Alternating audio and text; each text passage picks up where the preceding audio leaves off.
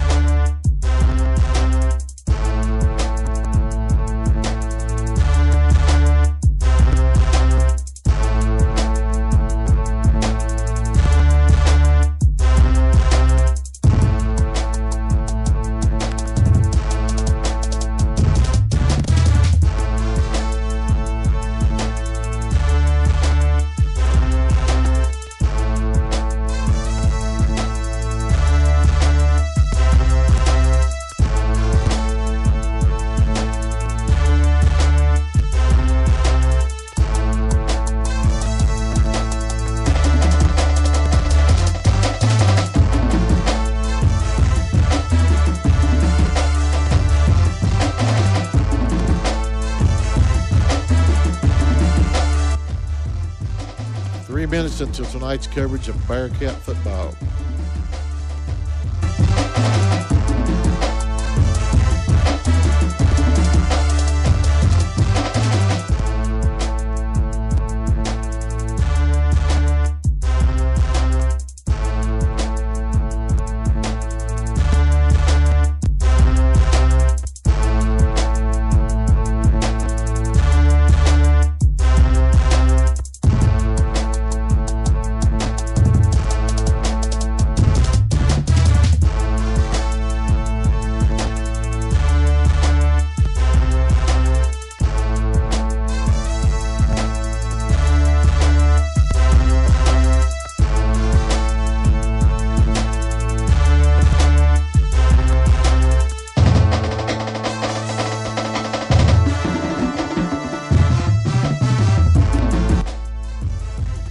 Minutes until airtime.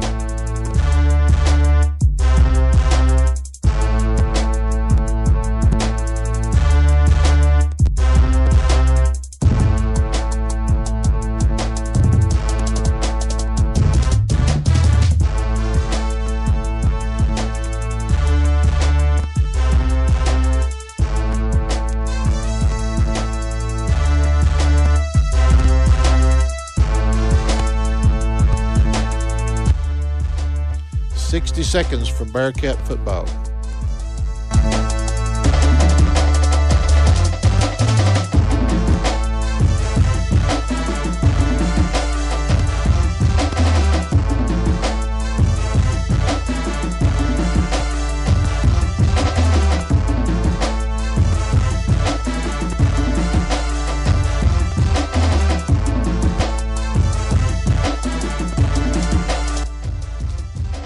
Seconds to go.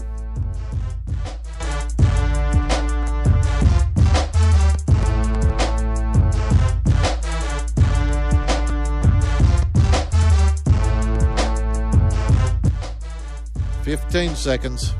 All right, you guys have fun on the call. Go Cats.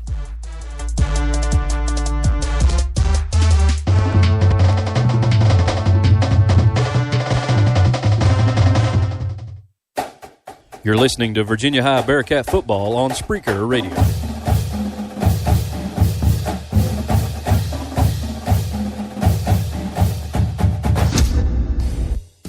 Get ready for a slugfest, and is there any better time in Southwest Virginia than Friday nights? Football season is underway in the Commonwealth. Lathrop drops back to pass. He's looking deep down the field. Hunter Wright has got the ball, and he's into the end zone. Touchdown, Cats. Into the corner, and it is caught in the corner of the end zone. Austin Davidson for 6. And got to get 2 yards. They're going to lob one up in the back of the end zone. Hunter Wright diving in the pylon in the back corner, and he makes the catch for a touchdown. Stevie cuts back, breaks 2 tackles to the right end zone. He falls in, and he outstretched. He's got 6. Touchdown, Cats. We'll hand it off right side, and Stevie Thomas is going into the end zone. Touchdown, Cats. They'll go out wide, and it's intercepted. Michael Bradley picks it off. They won't catch him. It's a pick 6 for the Cats. Touchdown, Bearcats. How many different ways can we score in the quarter? we're gonna get them all. We are gonna get them all. Wow. Almost unheard of. And Southwest Virginia, you know. Oh yeah, this is crazy.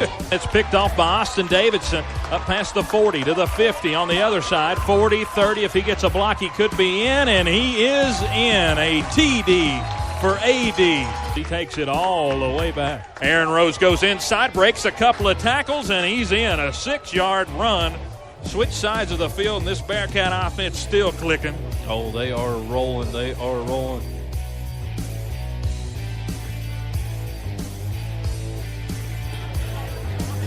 Good evening and welcome to Friday Night Football from Bristol, Virginia, as the Virginia High Bearcats get set to take on the Abingdon Falcons.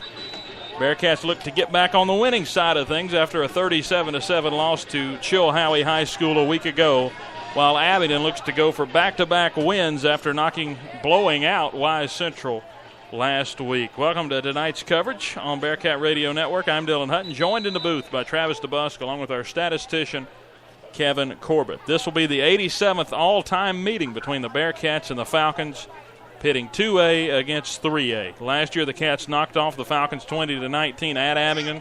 Do they have the recipe for success again tonight? We will see, as we thank you for tuning in to the Countdown to Kickoff, powered by Sesco Group Insurance.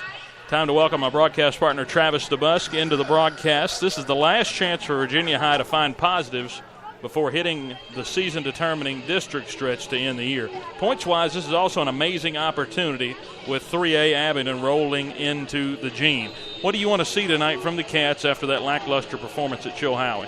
Well, lackluster, I think, is putting it mildly. Just not a very good football game all around for the Virginia High Bearcats last weekend on any part of the ball. Well, let me back up a little bit. Maybe offensively at times we looked pretty good. Just the chips never fell our way to get the ball into the end zone to hang some points on the board, and you wonder if the outcome might have been a little bit different. But certainly come out flat following that open week that they had. We thought they were in good position. They talked like the practices had been good, but they just didn't come out and show, a whole lot of life last Friday night. Physicality. Now, in Virginia High's defense, man, Chilhowie was a very good football team. I believe they were a little bit better even than what we were expecting, or at least what I was expecting. I was really impressed with what I seen, and the crowd was really into the game, and they just took Virginia High out of it from the very beginning. But we're back here tonight, back at the Gene, got our home crowd behind us. Let's see if we can right this ship and pick up a W tonight.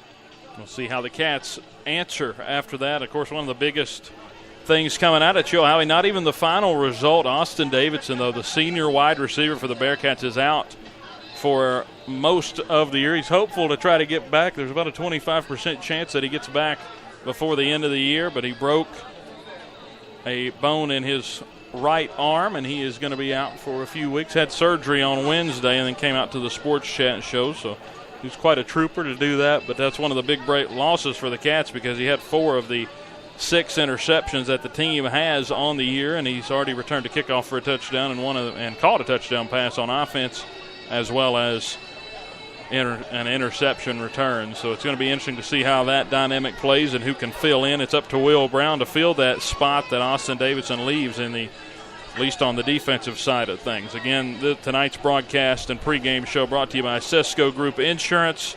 For all your auto, home, life, and commercial insurance needs, call Bearcat alumni Jason Stevens at 276-644-9130. Offering the right policy with great rates. And Travis, you sort of hit on a couple of takeaways, but from the couple of takeaways from the last game, a 37-7 loss at Chilhowie. A tough game really from the get-go. He drove it down the field like you said, but just couldn't get it into the end zone. 1 for 4 in the red zone. After that first drive, Chilhowie on that turnover on downs took the ball, scored on a 10-play drive, and led the rest of the way. Jamie Lathrop, 12 for 27 passing, 210 yards and an interception. Aaron Rose, 41 yards, 11 carries. The Bearcat offense was held to just 32 rushing yards and was, like I said, 1 for 4 in the red zone. Quarterly breakdown now on the year. Bearcats have scored 44 points in the first quarter, and that seems like a lot, but when you go back to the first quarter against Tazewell, we really haven't had that much efficiency in the first quarter. 41 points in the second quarter. The third quarter, just 14 points on the board for the Bearcats. 27 points scored in the fourth quarter by this Bearcat offense this year in that quarter. And on the year, we're averaging 29 points per game. Abingdon averaging 31, so an interesting dynamic there. But to go back to the takeaways from last game, what are two things that stand out to you from the Chilhowie game? I think first of all, Virginia High's inability to adjust on defense. Chilhowie basically had 2 or 3 go-to plays, and at no point during the night was Virginia High ever to home in on any of them to stop it. The defense just was not there. Again, Chilhowie, tons of talent, tons of weapons, and just really caught the Bearcats off guard. And defensively, like I say, never were able to adjust. That's the first thing that stands out. Secondly, on the offensive side of the ball, it seems like Jamie was already, just as soon as he took the snap, was already looking to run. And that was warranted at times because of that, that Chilhowie rush was just incredible. They were in the backfield quickly. But I think there were times he did have time to stop, set his feet, and look to make a good throw. But I guess just the rush that he faced all night long, he was automatically thinking scramble first and then try to find an open receiver. So it got in his head just a bit. And we were talking earlier when Abingdon took the field, it looked like a college team. At least numbers-wise, they have a lot of players out on the field. And you counted up, 68 on the roster? Yeah, so we got 68 on the roster. We're not exactly sure how many they brought tonight.